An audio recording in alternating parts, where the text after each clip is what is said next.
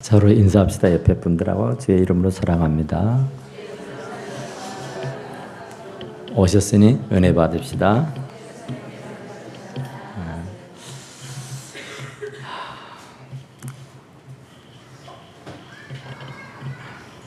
우리 한번 따라서 할까요? 하나님의 언약의 말씀. 약속의 말씀이다. 그 말이에요. 그 약속은 뭐냐면 너희 죄가 주홍 같을지라도 눈같이 희게 할 것이고 진홍같이 붉을지라도 양털같이 되리라. 또 너희가 순종하면 땅의 아름다운 소산을 먹고 너희가 거절하여 배반하면 칼에 삼켜지리라. 이게 약속입니다. 그러니까 이 언약의 말씀, 약속의 말씀, 이것을 지키고 행하는 자들이 다 복을 받게 되는 줄로 믿습니다. 그러니까 이 약속의 말씀은 지키고 행하는 자가 복이 있다. 그래서 사무엘 선지자가 순종이 제사보다 낫다, 그런 얘기했죠. 그러니까 백날 예배하고 제사를 드려도 그 말씀을 듣고 지키고 행하고 살지 않으면 소용이 없다, 그런 얘기예요. 러시아의 유명한 소설가 톨스토이는 이런 얘기했더라고. 죄를 회개한 뒤에야 신 앞에 나갈 용기를 얻을 수가 있다. 그러니까 죄를 회개해야만 하느님 앞에 나갈 수 있는 용기가 생긴다. 그러니까 죄를 가지고는 주님 앞에 설 수가 없다. 왜냐하면 두렵고 무서워서 죄의식, 죄책감, 우리가 늘 얘기하잖아요. 제가 어려서 우리 어머니에게 들었던 말은, 제가 꼭 싸우고 오면은 한결같은 말을 했어요. 얻어맞고 와라. 때리고 와서는 안 된다 그랬어요. 남의 부모들은 얻어맞고 오지 마라, 때려 패고 와라 그러잖아요. 근데 우리 어머니는 절대로 때리지 마라, 맞고 와라 그래요. 그러면서 하는 말이, 맞는 사람은 두 다리 뻗고 잘 수 있지만 때리는 자식은 두 다리를 뻗고 잘 수가 없는 법이다 그러더라고요. 왜냐하면 혹 잘못될까 봐 두려워서, 무서워서, 죄책감에, 죄의식에서 벗어나지를 못해서 그렇다, 그런 얘기예요. 제가 주일학교 때 들었던 얘기 중에 이런 얘기가 있었어요. 아이 하나가 새총을 가지고 놀이를 하던 중에 새를 잡아야 할 그 새총으로 집에서 꽥꽥 걸어다니는 오리를 쏴서 죽여버립니다. 그래서 큰일이잖아요. 어린 나이에 그 오리가 죽어버려서 유아실, 큰일이다 해서, 야, 이건 아닌데 얼른 숨겼어요. 숨겼는데 아무도 모르는 비밀인 줄 알았어요. 그랬는데 감쪽같이 아무도 모를 줄 알았어. 그랬는데 그 집에서 일하는 가정부가 냉택 없이 그 아이를 불러가지고 일을 시키는 거예요. 아니, 왜 나에게 일을 시키느냐고. 그것은 아주머니가 하는 일이잖아요. 왜 나에게 그런 일을 시켜요? 참 이상하네. 그랬더니 그 아주머니가, 너 어제 내가 다 봤어. 너 오리 죽여가지고 나무 밑에 숨겼잖아. 너 네 어머니 아버지한테 이르면 너 어떻게 되는 줄 알지? 알았어. 절대 비밀이야. 절대로 얘기하지 마라. 알았어. 빨리 일어나. 일어나서 마당 좀 쓸어줘. 내가 쓸어야 되는데 내가 좀 힘들거든. 네가 좀 쓸어. 그러니까 이 아이가 아무 군소리 못하고 마당을 쓰는 거예요. 끝났다. 성십% 됐어. 이제 마루에 가서 걸레질 좀 해. 아니 그 아주머니가 해야 될 일이자. 너 잃어버릴 거야. 알았어. 걸레질을 하는 거야. 또 끝나고 났더니 저 아래 우물에 가서 물 한 대 좀 떠오더라고 해요. 양동이를 주우면서 그 양동이에 물을 채우라는 거예요. 이거 갈수록 태산이에요. 그래도 어쩔 거예요. 아무 군소리 못하고 그냥 물을 날라옵니다. 진짜 힘들었어요. 그리고 이제 잠을 자려고 자리에 누웠는데 이건 아니다. 썽 씹는 거예요. 이건 아닌데 이건 아니지. 이거 아주머니가 해야 할 일을 내가 다 하고 있잖아. 내가 엄마 아빠한테 얘기해서 사실대로 얘기해서 용서를 받을까? 아니야. 나 혼낼게. 죽게 매 맞을 텐데. 아니야. 아니 그러다가 잠이 들었어요. 아침이 됐는데 노크를 합니다. 오늘 또 일어나 봤더니 또 가정부 아주머니가 일어나라는 거야.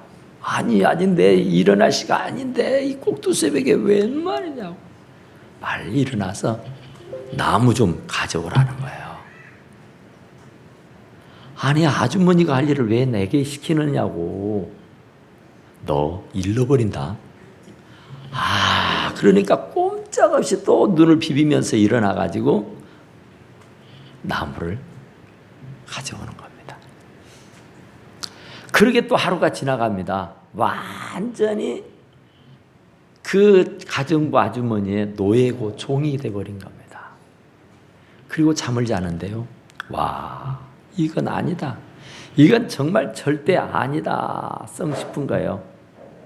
그래서 작정을 합니다. 내일 아침 날이 새면 엄마에게 아빠한테 내가 잘못을 용서를 구해야지.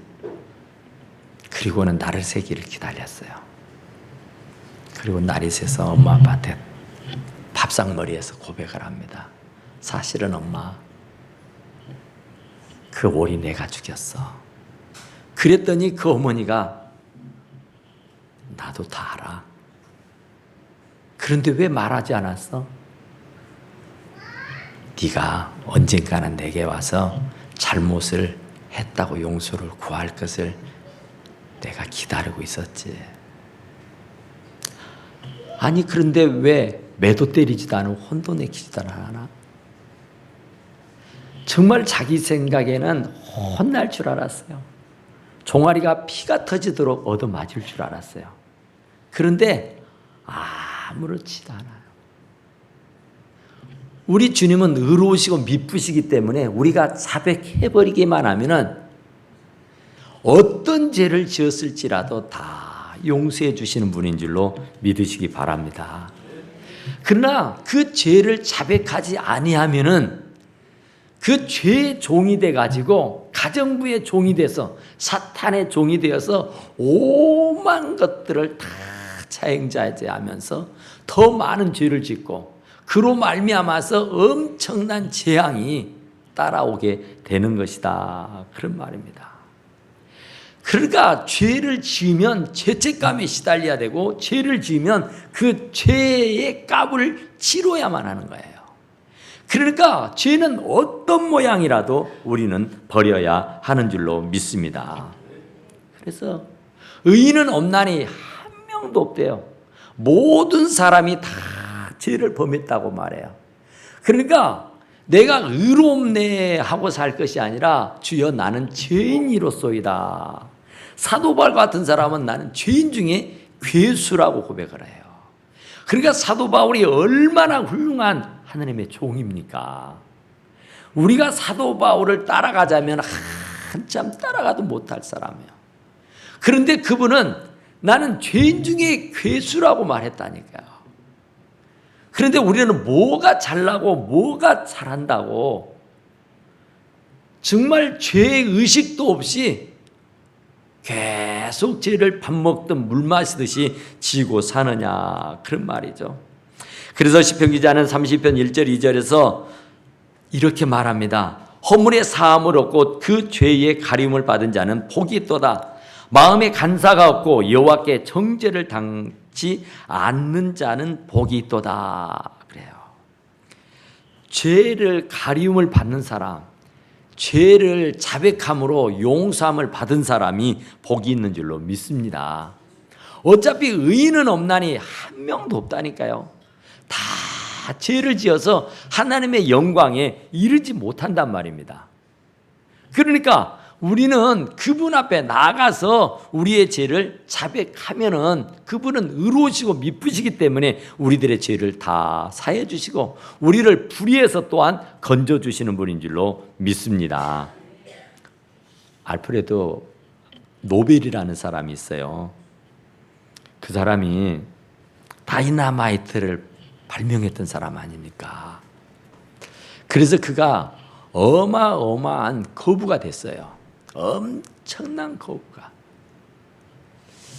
그런데 어느 날 아침 조간신문이 배달되었는데 그가 신문을 딱 펼쳐 들자마자 깜짝 놀랐습니다. 거기에는 대문짝만하게 이렇게 글이 실려 있었다 그래요. 다이너마이트 황제 사망하다. 그는 죽음의 사기인이었다. 돈을 많이 벌었지만 결국 그도 죽었다. 아니, 자기의 흔적이라는 것이 다이너마이트를 만들어서 죽음의 상인이 되어서 사람을 죽이는 사람이었었다는 거예요.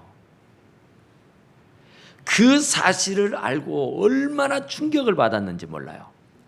내가 지금 살아서 망정이지 내가 정말 눈을 감고 죽어버렸다면 이 후손들이 나를 죽음의 상인이라고 말할 것 아니냐.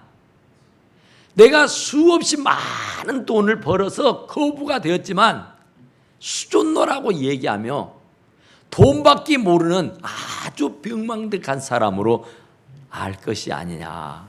그러면서 굉장한 충격을 받았어요.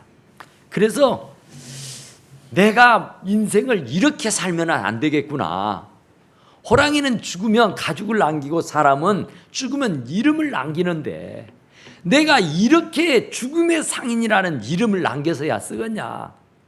그래서 그가 다시 한번 그 인생을 되돌아보면서 마음에 작심을 합니다. 그가 그 가지고 있던 재물의 94%의 돈을 다 사회에 환원을 해요. 그러면서 그가 만들어냈던 상이 노벨상이라는 겁니다. 오늘날 세계에서 가장 권위가 있는 상이 노벨상 아닙니까? 거기는 6개의 상이 평화상도 있고 거기에 경제학상도 있고 물리학상도 있고 생화학상도 있고 의학상도 있고 문학상도 있고 그랬잖아요. 그런데 그것을 1901년에 노벨이라는 사람이 그 상을 창안해낸 거예요. 인류에게 가장 크게 공헌한 사람, 아주 영향력을 크게 미쳐서 세상을 아주 아름답게 만들어낸 사람들에게 주는 상이라 그 말이에요. 그러니까 이 노벨은 죽고 나서 자기에 대한 평가를 어떻게 할까 하는 것이 몹시 궁금하기도 하고 그것이 걱정되어서 자기가 그런 죽음의 상인이라는 그런 말도 되지도 않는 사람으로 낙인이 찍힐까 두려워서 자기의 전 재산을 세상에 환원을 했단 말이에요. 그리고 정말로 세상에서 영향력 있는 사람들, 정말로 선한 일에 아주 세상에 크게 공헌하는 사람들을 해마다 뽑아서 그들에게 큰 상을 내려주었다. 그런 얘기입니다. 그러니까 우리도 마찬가지예요.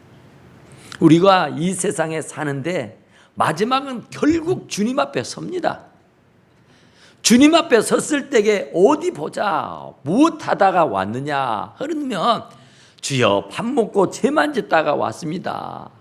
이러면 되겠느냐 말이죠. 정말 잘하였다 착하고 충성된 종이라. 네가 잘하였다 충성된 종이라. 그래서 네가 주인의 즐거움에 참여하는 자가 될지어다 하는 그런 축복의 말씀을 듣고 생명의 면류관, 영광의 면류관, 금면류관을 받아 쓸 수 있어야지 이 게으르고 무익하고 악한 종아 슬피 울며 이를 갈미쓰라 하면서 바깥 어두운 데로 내쳐버리면 이 얼마나 비참하겠냐 말이에요. 그러니까 우리가 어차피 인생이 끝나고 나면 주님 앞에 심판을 받습니다. 반드시 옳고 그름, 진짜와 가짜, 알곡과 죽정이, 양과 염소 나누어지게 되게 돼 있습니다. 정말 주님 앞에 섰을 때 이 게으르고 무익하고 악한 종이라고 그 많은 물질을, 그 많은 재능을, 그 많은 명예와 권세를 가지고 정말 그렇게 좋은 환경, 그렇게 좋은 것들을 많이 주어줬건만 너는 나를 위해 무엇하다 왔느냐고 하면 유구무원 할 말이 없어서야 되겠느냐 그런 말입니다. 그러니까 주님의 말씀에 순종하는 사람, 주님의 말씀에 지키고 행하는 사람이 복이 있다 말씀하신 줄로 믿습니다. 너희가 즐겨 순종하면 땅의 아름다운 소산을 먹을 것이다 그랬어요. 그러니까 우리가 잘 될 수 있는 비결은 우리가 풍성한 삶을 살고 정말 승리하고 성공하는 삶을 살 수 있는 것은 다름 아닌 주의 말씀을 순종하고 지키고 살 때입니다. 그러면 주의 말씀을 지키지 아니하고 살게 되면 어떻게 되느냐? 너희가 거절하고 배반하면 칼에 삼켜지리라 그래요. 온갖 시련과 고통과 아픔, 그러니까 죄의 싹은 사망이라 그러잖아요. 죄의 값은 반드시 치러야만 하는 겁니다. 죄의 싹은 사망, 죽음, 멸망, 형벌, 지옥이란 말입니다. 그러니까 어떤 모양이라도 죄는 짓지 말라 말합니다. 그런데 죄는 어차피 세상에 살다 보면 짓게 돼 있어요.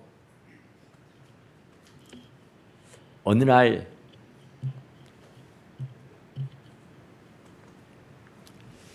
사탄이가 천국을 들어가려고 가요. 그런데 천국 문에서 천사들이 스톱하는 겁니다. 사단이 의기양양해서 천국을 들어가려고 떡 하는데 그 문 앞에 틀어막고는 못 가게 하는 거예요. 그런데 많은 사람들이 천국 문을 다 들어가는 거예요. 그런데 유달리 이 사탄은 딱 가로막고는 못 가게 하는 거예요. 그러니까 사탄이 아니 왜 나는 못 가게 하느냐고 보니까 다 들어가는구만. 그런데 그 문지기 천사가 하는 말이 너는 죄를 지었지 않았느냐. 아니 나만 죄를 지었습니까? 저기 가는 사람들도 나보다 더 많은 죄를 짓고 나보다 더 큰 죄를 지었어요. 모르세요? 나는 다 아는데요. 저 사람들이요 죄 없는 사람 없어요. 다 죄인입니다. 그런데 왜 나만 죄 지었다고 이곳을 들어버리지 않습니까? 그래 네가 말 잘했다. 저 사람들도 엄청 많은 죄를 지었어. 엄청나게. 그러나 저 사람들은 다 회개했거들라. 그런데 너는 한 번도 회개한 일이 없지 않느냐. 그러니 회개하는 사람은 지난 과거에 어떤 죄라도 다 용서함 받지만 회개하지 않는 사람은 지극히 작은 것 하나라도 용서받지 못하면은 결국은 하나님의 나라에 들어갈 수가 없다. 그랬던 것이. 죄가 많고 적고 이게 아무 소용없는 겁니다. 하나님 앞에 자백했느냐, 회개했느냐, 안 했느냐, 이게 관건입니다. 이게 문제예요. 의인은 없나니 한 명도 없다 그랬으니까 모든 사람들이 다 죄를 범했다 했으니까 순종이 제사보다 많은데 날마다 예배는 드리고 제사를 드리면서도 또 우리는 범죄를 하고 또 죄를 밥 먹듯 물 마시듯이 짓지 않습니까? 그러니 우리가 주님 앞에 엎드려 자백해버리기만 하면 지난 과거에 지었던 모든 죄를 기억지도 아니하고 다 용서해 주시는 줄로 믿습니다. 그러니까 죄의 값입니다. 왜 나에게는 이렇게도 고난이 많은가? 나에게는 왜 이렇게 되는 일이 없는가? 나는 이렇게 오만삭신이 애리고 쑤시고 아프냐? 왜 이렇게 어려움만 계속 되는 것일까? 이게 문제잖아요. 그런데 그것이 바로 죄의 싹이단 말입니다. 그것이 바로 죄의 값이라 그런 얘기예요. 그래서 우리는 그 죄는 어떤 모양이라도 다 주님 앞에 버려버려야 하는 줄로 믿습니다. 버리기만 하면 돼요. 버리기만 하면. 시인하기만 하면 돼요. 내가 하느님 앞에 내 가슴에 있는 모든 죄악을 토설해서 아래버리면 끝나는 일이란 말입니다. 그런데 왜 죄를 자백하지 않냐 말이에요. 그 이유는 교만입니다. 그 이유는 변명입니다. 그 이유는 사탄의 얄막한 꼬임수입니다. 주님은 죄에는 변명도 필요 없어요. 남에게 탓하고 남에게 전가할 일도 아니에요. 죄는 어떤 모양이라도 버려야 되고 죄는 어떤 것이라도 자백해버리기만 하면 의롭다 해주십니다.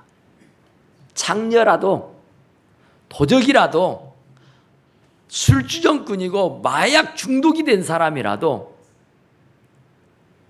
어떤 죄를 범했을지라도 주님 앞에 자백하기만 하면 다 용서해 주시는 줄로 믿습니다. 그러니까 주님 앞에 자백하면 용서받을 일을 자백하지 못해서 그 죄값을 치느라고 왜 그렇게 고생을 하느냐 말이에요. 뜬금없는 지진이 일어나고 뜬금없는 홍수가 나고 뜬금없는 태풍이 불고 뜬금없는 사건이 터지고 사고가 당하고 뜬금없는 질고가 오는 이유가 그냥 재수 없어서가 아니라고요. 그냥 어쩌다가 우연히 일어나는 현상이 아니란 말입니다. 거기에는 반드시 하나님의 뜻이 있고 섭리가 있는 일인 줄로 믿습니다. 가슴에 손을 얹고 생각해보면 금세 알 수 있어요. 그것이 불순종의 결과란 말이에요. 하나님의 말씀에 신뢰치 아니하고 하나님의 말씀대로 회개하지 못한 죄가 있어서 그 값을 치르는 것이었다. 그런 말입니다. 순종하면 돼요. 자백하면 됩니다. 그게 힘들지 않잖아요. 어렵지 않잖아요. 그냥 입으로 시인해버리면 된다니까요. 내가 잘못했노라고, 내가 죄를 지었노라고. 이 사람에게 저 사람에게 전가할 것도 없어요. 에덴 동산에 살던 아담과 하와를 한번 가만히 봐보세요. 얼마나 그들이 행복했어요. 벌거벗었어도 벗은 줄도 모르고 살았다니까요. 하나님을 친구처럼 여기며 살았어요. 격이 없이 사시사철 푸르고 싱싱한 정말 송이꿀처럼 맛있는 그런 과일을 먹으면서 살았다고요. 먹는 거 입는 거 걱정 한번 하지 않고 살았어요.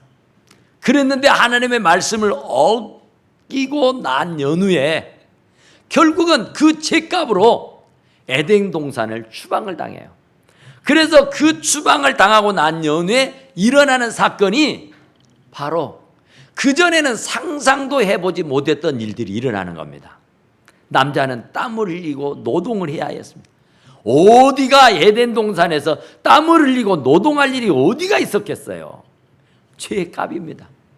여자가 아이를 낳는 상고의 고통은 너무너무 괴롭고 아프다 하죠. 그것도 사실은 죄의 값입니다. 들에 밭에 논에 잡초가 나고 가시가 나고 하는 것들도 사실은 바로 죄값입니다. 에덴 동산에서 어디 가시가 나고 찔레가 납니까? 범죄하고 쫓김을 받은 이 세상에서 일어나는 현상들이다, 그런 말이에요. 그러니까 안 되는 이유가, 불통되는 이유가, 형통치 못하고 불통되는 이유가 다른 데 있는 것이 아니라 하나님의 말씀을 어겼기 때문이고 하나님의 말씀을 불순종해서 그렇단 말입니다. 먹지 말라는 것 안 먹으면 되고, 가지 말라는 것 안 가면 되고, 하지 말라는 것 안 하면 됐는데 그것을 굳이 뿌득뿌득 이겨가면서 이런 핑계 저런 핑계, 이런 변명 저런 변명을 계속 대가면서 차행자제했기 때문에 결국은 그 좋은 에덴 동산을 추방당하고, 그것도 부족해서 땀 흘리고 피땀 흘려 애를 쓰고 노동을 해야 먹고 사는 그런 지경에 이르게 됐습니다. 그뿐만 아닙니다. 도처에 사건과 사고가 있어서 얼마나 힘들게 어렵게 살아야 하는지 땀을 흘리지 않고서는 살아갈 길이 없습니다. 그것이 바로 하나님의 말씀에 불복종했기 때문이라. 정말 핑계치 아니하고 주여 내가 죄인이로소이다 나를 용서하소서 그랬으면 괜찮아요.